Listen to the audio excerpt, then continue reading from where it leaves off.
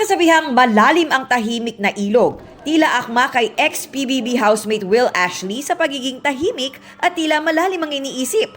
Sa pagpapatuloy ng GMA Integrated News interview sa kanya at sa co-leading man sa MMFF entry na Love You So Bad na si Dustin Yu, inamin ni Will na mas pinipili niya talagang isa pribado ang mga personal na bahagi ng kanyang buhay, lalo na't marami na rin daw siyang pinagdaanan habang lumalaki sa mundo ng showbiz.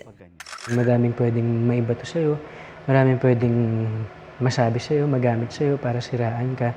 And nangyari siya sa akin before. Kaya parang ngayon, mas pinipili ko mag-open up sa mga taong close ko lang talaga. Like, feeling ko mas healthy siya para sa akin eh. Kumbaga may buhay ako dito, may buhay ako dito.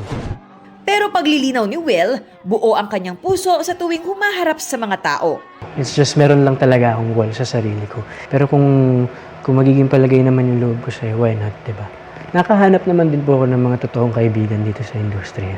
Taliwas kay Will, bago para kay Dustin ang mundo ng showbiz. Kaya bago rin sa kanya ang mga atensyong nakukuha ngayon sa fans.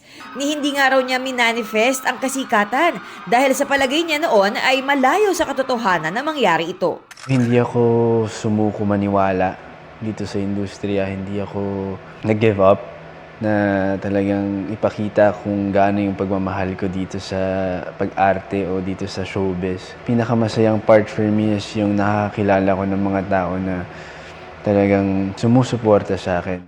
Isang araw sa naging inspirasyon niya ang matalik na kaibigang si David Licauco. Isa siya sa talagang ina-idolize ko na artista, yung career niya. At syempre ang mga sumusuporta sa kanya. I see it as a blessing.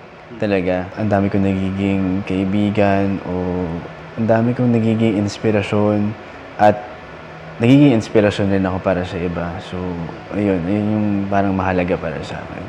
Pagkatapos ng PBB Celebrity Collab Edition, kabi-kabila na ang naging projects ni Dustin, kabilang ang fan meet concert niya recently. At ngayon ay bibida sa pelikula kasama sina Will at Bianca De Vera. Athena Imperial updated sa Showbiz Happenings!